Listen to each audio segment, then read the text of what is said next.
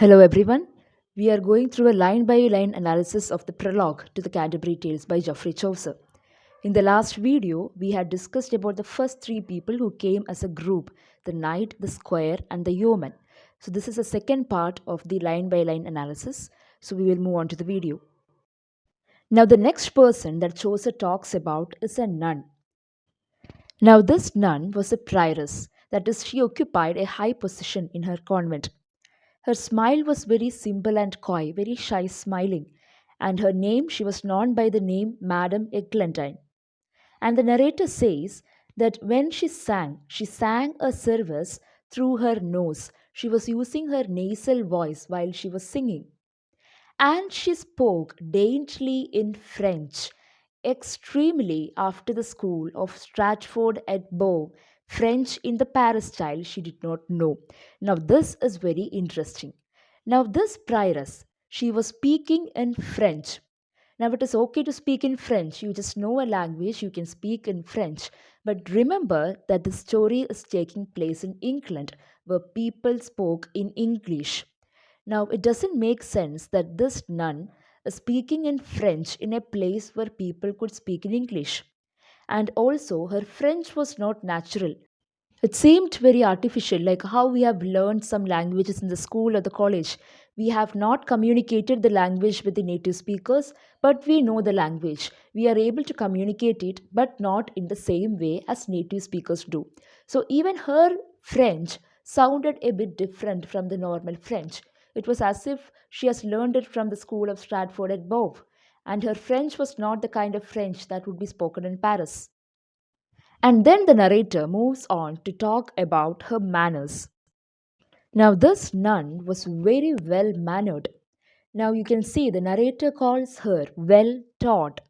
It's not that she is naturally that well mannered. She's taught to be well mannered. She's taught French. She's taught manners. She's just taught to do everything, to be pleasant, to be dignified. And here we have Chaucer describing what she was doing. While she ate, no morsel from her lips did she let fall. She was a very elegant eater, nor dipped her fingers in the sauce too deep. So while she was dipping maybe the bread in the sauce, she would make sure that her fingers were not dipped in the sauce.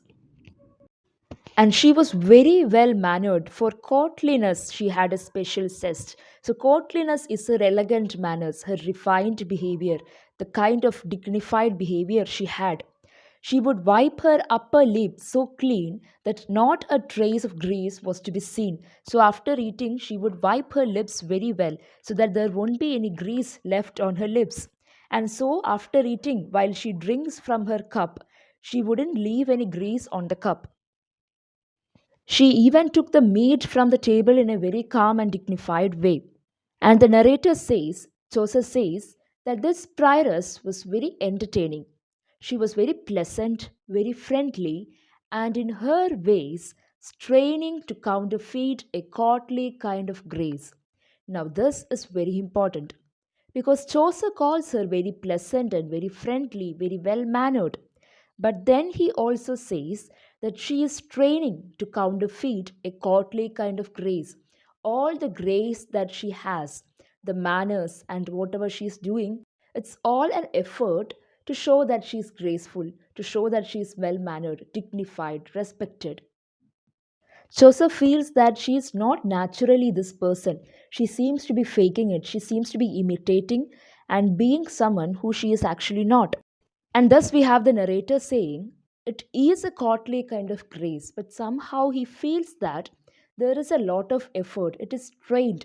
She is training to fake it, to imitate all this grace, to show the courtliness in her. And Chaucer also says that since she occupies a high position, she has to behave according to her position, a stately bearing fitting to her place. And then the narrator says that the prioress is a person with a sympathetic heart. She has tender feelings. He says that she would weep, she would cry if she sees a mouse in a trap, dead or hurt. And she had these little dogs. These dogs were fed by her, and what would she give them? She would give them roasted flesh or milk or fine white bread. Now, this is very interesting because during those times, During the Middle Ages in England, food was not abundantly available. People were starving, and food having this kind of food was only a privilege enjoyed by the rich.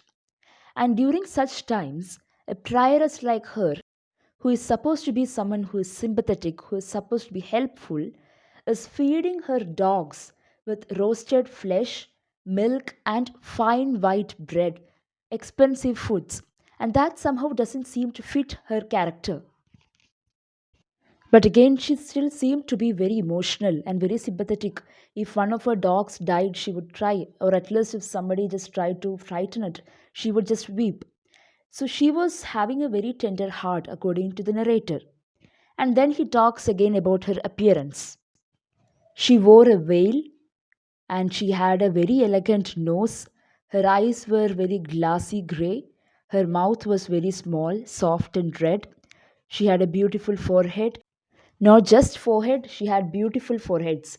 He says that she had a forehead with almost a span across the brows, which was considered to be a sign of beauty during Chaucer's times. So, in short, the prioress was a very beautiful woman according to the narrator. And most importantly, Chaucer says that she was indeed by no means undergrown.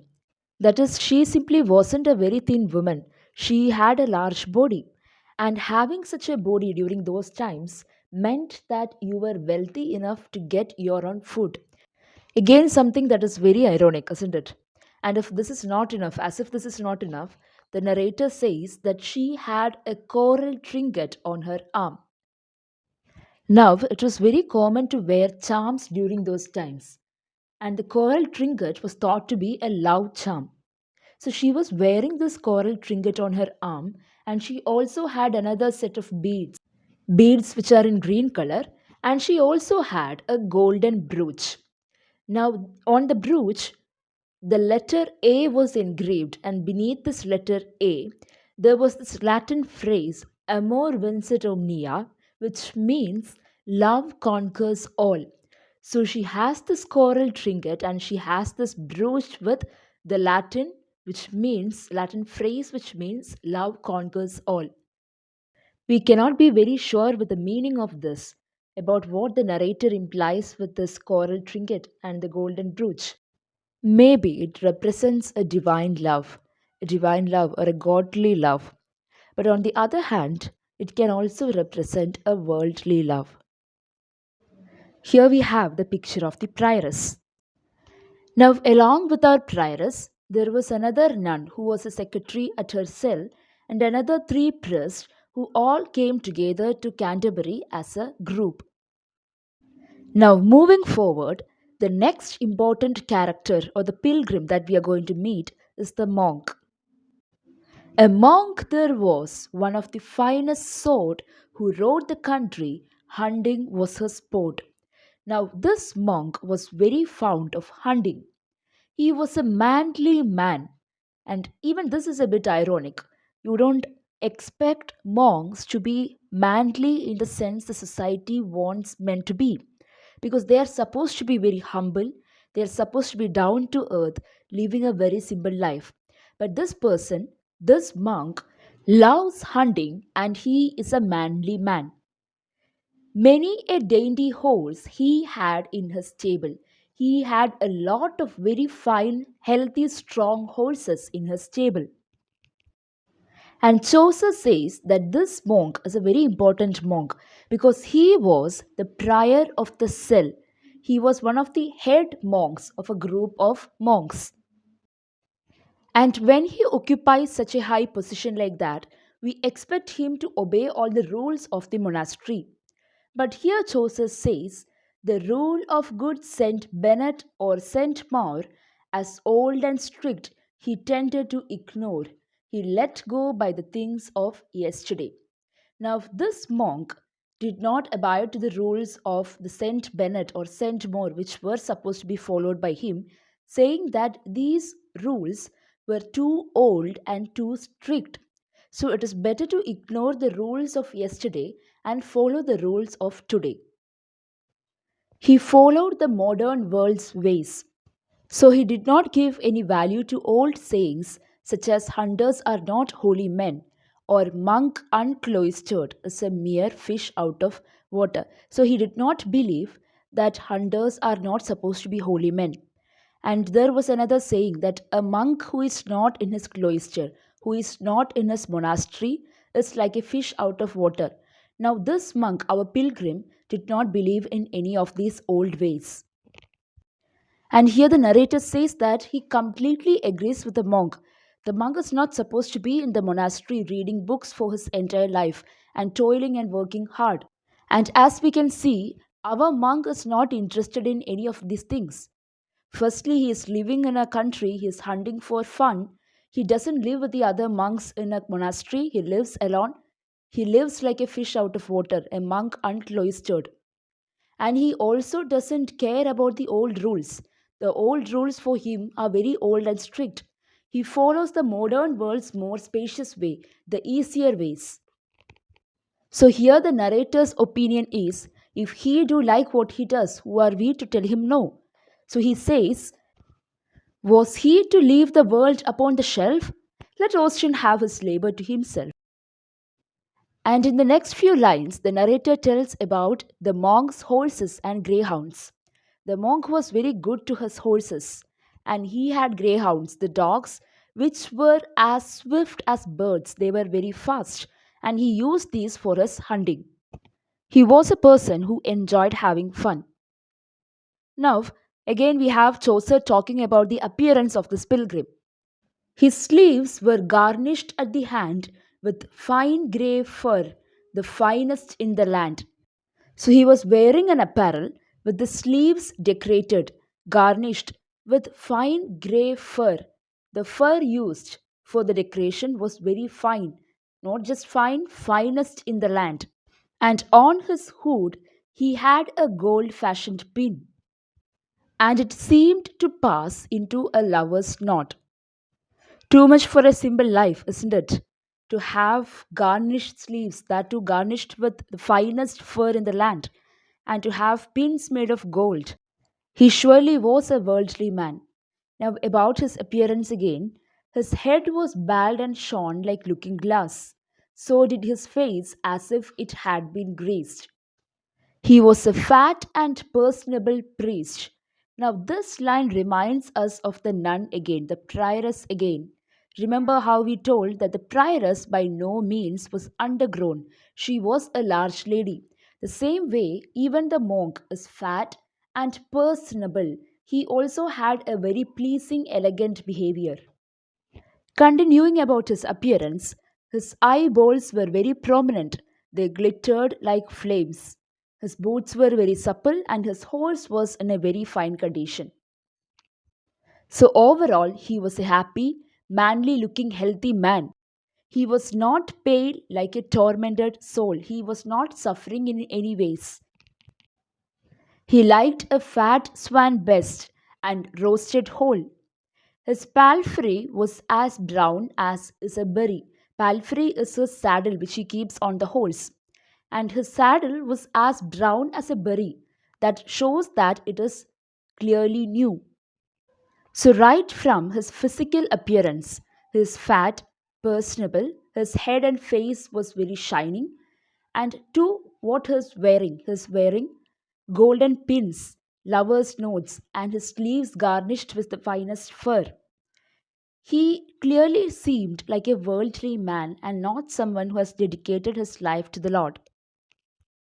And if you have noticed, in so many ways, this monk is very similar to the prioress we just saw before. From their appearance, from the way they behave, their elegancy in their behavior, and also in the kind of food they eat, it all seems like both the prioress and the monk are not followers of the rules of their institution in the way it is supposed to be. They are not down to earth, humble, living in suffering kind of people. In fact, they are enjoying their life.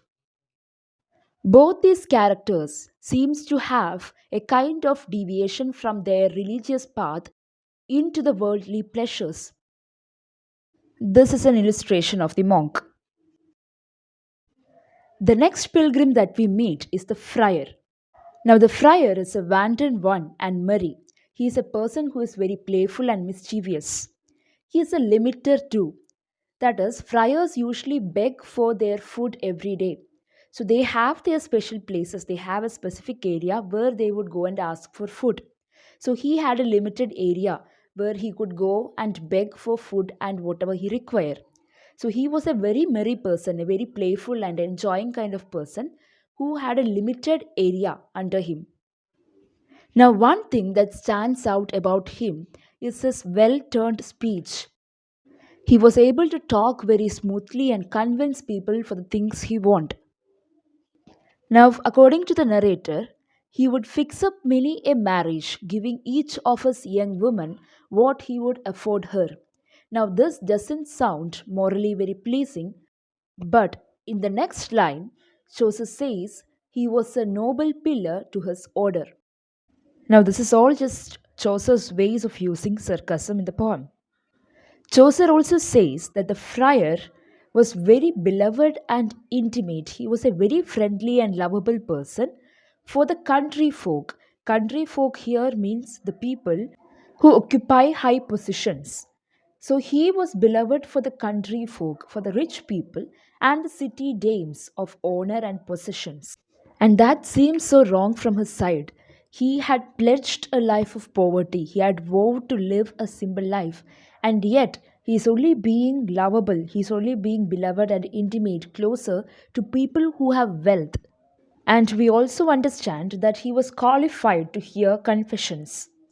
During those times, only a few friars were allowed or given the right to take confessions, to listen to the people's problems, their faults, their sins, and forgive them their sins. They had the right to do that.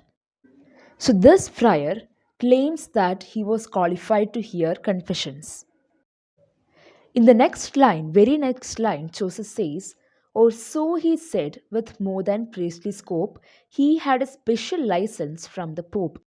Now, these lines are a clear indicator that Chaucer thinks that maybe the friar is even deceiving people by claiming that he has the right to take confessions. We understand the reason for this from the following lines. Sweetly he heard his penitence at shrift, with pleasant absolution for a gift. He would forgive the sins of the people only if the people came to him with a gift. Now that is wrong. He was simply making money with all these confessions. And he kept saying that whenever gifts are given to a poor order, that a man's well shriven. It is when you give gifts to him that you will be forgiven. Not only that, he believed that if the person is giving too much money, it means he is too sincere. Your sincerity is seen through the money you are able to give to the friar. And there are also special offers for people who could not cry. Here the narrator says, for many a fellow is so hard of heart he cannot weep for all his inward smart. Therefore, instead of weeping and of prayer, one should give silver for a poor friar's care. If you are not able to weep and repent your mistakes by crying, just give more money, just give more silver, and the friar will forgive you. We can see here how the friar is using his religious powers to make money.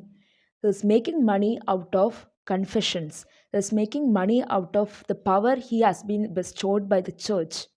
Again, in the following lines, we find he kept his tippet stuffed with pins for curls and pocket knives to give to pretty girls. Now, we are taken back to the lines we read in the previous part of the poem about the friar itself, where we heard about how he would fix up many a marriage by giving each of his young women what he could afford her. Now, again, we doubt his moral standards, and it also comes to us as a shock because the prior is not any ordinary person, he is a person representing religion. People look forward to him. Moving forward, we understand that he had a great voice, he sang well, and he played the hurdy-gurdy. Hurdy-gurdy is a stringed musical instrument, and our friar was good at both singing and also playing the instrument. Now, in the next line, the narrator tells us that his neck was whiter than a lily flower. Now, there are two implications to this. Firstly, if his neck was whiter than a lily flower, that means he has not been out in the sun for long. Also, in Chaucer's England, this phrase was used to show or talk about someone who had loose morals or low moral standards. And he was also very strong. Now, moving on, he knew the taverns well in every town and every innkeeper and barmaid too, better than lepers, beggars, and that crew. Now, again, he is more acquainted with people who are in the inns, the barmaids, and the people in the taverns than the lepers and beggars and the people of that sort who actually need his help. So, that clearly shows that he was not a person who would go out and help the people, help the needy. Instead, he was a fun loving person who might have enjoyed in bars and he would just stay in the inns and taverns. And Chaucer mockingly says that it was not fitting with the dignity of his position dealing with the scum of wretched lepers. He is a person with too much of dignity. He holds a too big a position that it doesn't match with his position. That he go and deal with people of such low class, to deal with people like lepers and beggars. And nothing good could come from a good acquaintance with these type of people. And only he had acquaintances, connections with the rich people. At any point or anywhere, he finds that he could get something as a profit, he could gain something. He would instantly become very courteous and lowly of service. He would be ready to serve them. Natural gifts he had which were hard to match.